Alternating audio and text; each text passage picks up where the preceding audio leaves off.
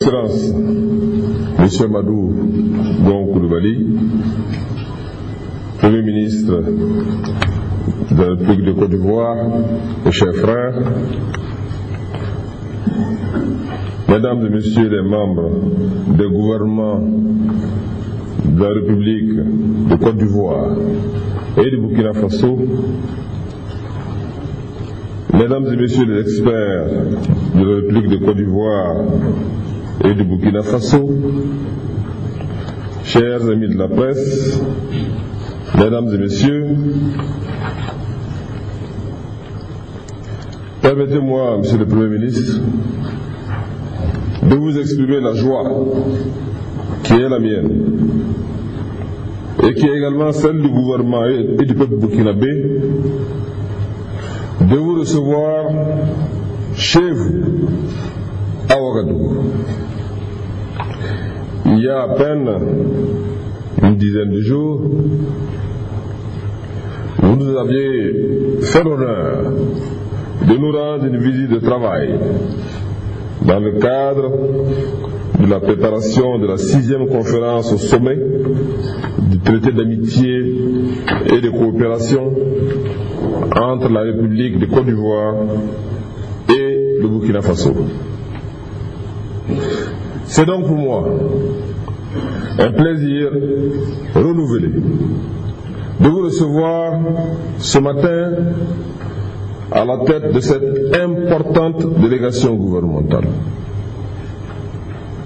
Je voudrais souhaiter au nom du gouvernement du Burkina Faso la chaleureuse bienvenue à nos sœurs et à nos frères de la République de Côte d'Ivoire chez eux, au pays des hommes intègres.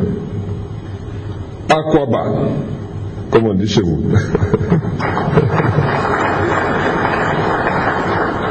Monsieur le Premier ministre, mes chers frères, Mesdames et Messieurs les membres des gouvernements de la République de Côte d'Ivoire et du Burkina Faso, distinguées personnalités, Mesdames et Messieurs, le 29 juillet 2008,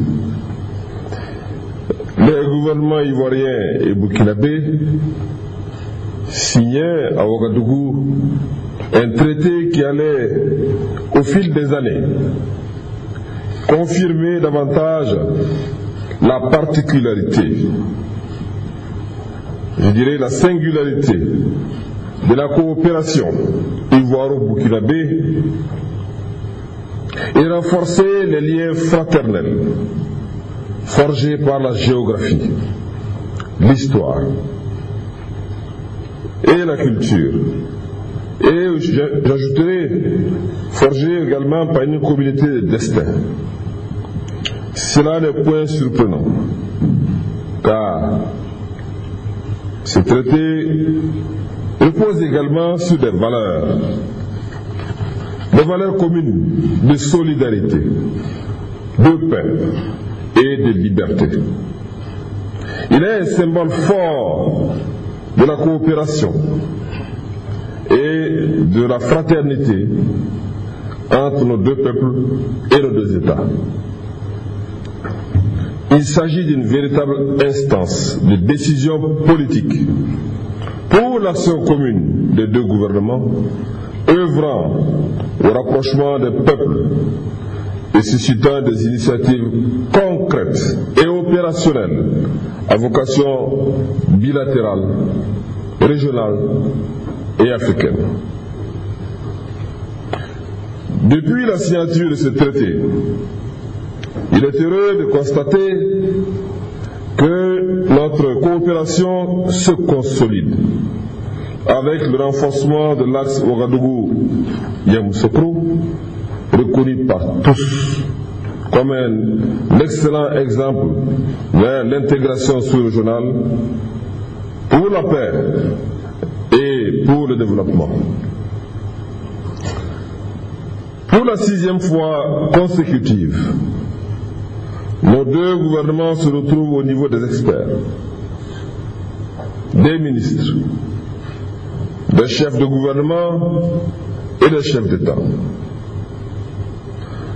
La régularité de nos rencontres traduit la volonté et l'ambition commune de nos deux gouvernements de toujours cheminer ensemble pour bâtir un développement économique et social à la hauteur des espérances des peuples ivoiriens et burkinabés.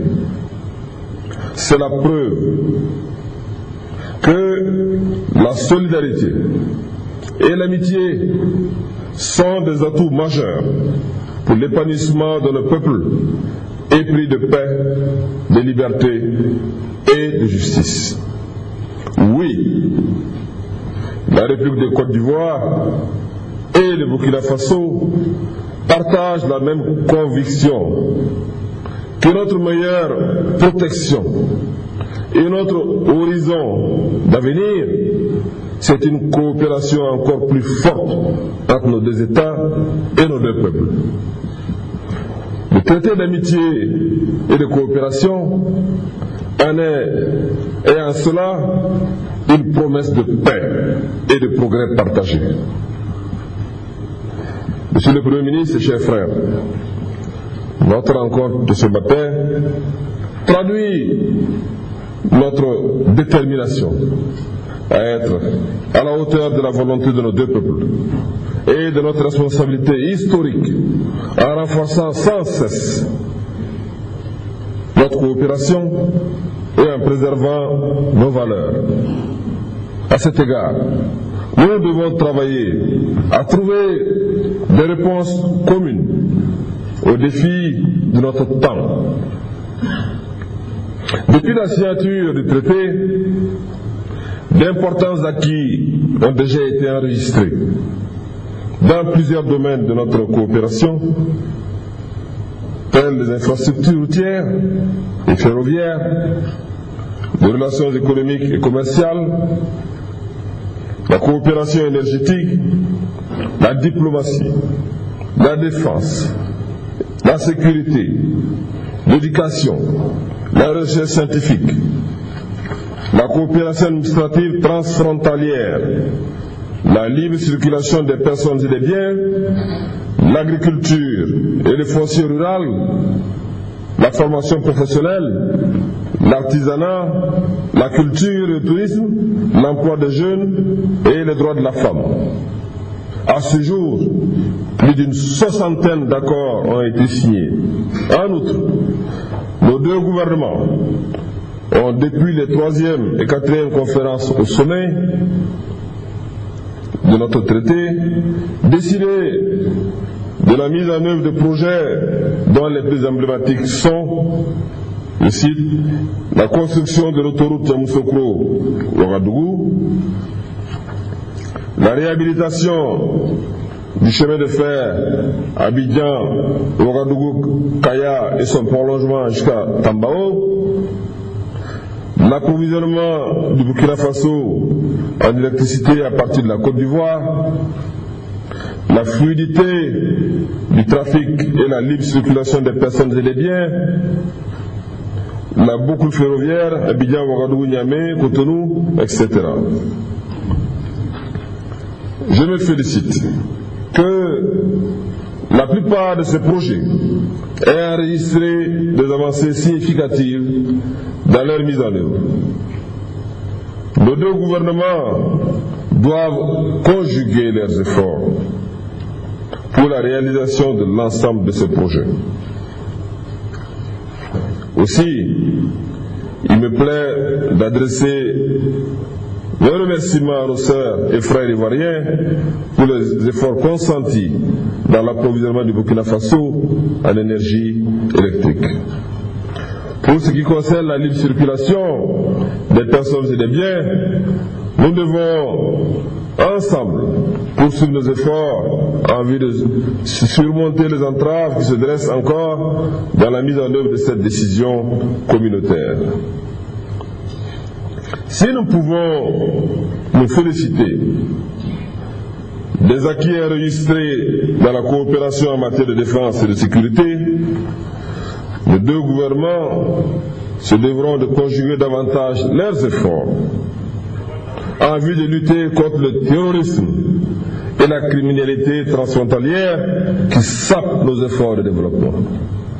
Monsieur le Premier ministre, chers frères, Mesdames et Messieurs les membres du gouvernement de la République de Côte d'Ivoire et de Burkina Faso, distinguées personnalités, Mesdames et Messieurs, nous devons rester vigilants pour assurer la vitalité de notre amitié qui repose sur un engagement profond de nos États. C'est pourquoi le traité d'amitié et de coopération doit toujours être porteur de projets et d'espérance. L'ordre du jour inscrit à l'agenda de nos travaux répond à cette préoccupation d'exigence, car il nous invite à un examen minutieux du projet de rapport proposé par nos experts sur l'état de mise en œuvre des décisions et recommandations issues de la 5e conférence au sommet. Les projets d'accord que nos experts ont déjà examinés pourront consolider le cadre juridique de notre coopération bilatérale. Il nous revient de finaliser ces accords en vue de leur signature.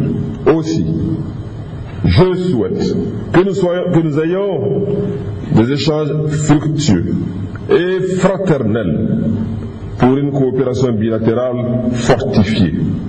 Je demeure convaincu qu'à l'issue de nos travaux, d'importants sillons auront été tracés dans la marche commune de la Côte d'Ivoire et de Burkina Faso vers le chemin de l'intégration sous-régionale à laquelle aspire le peuple.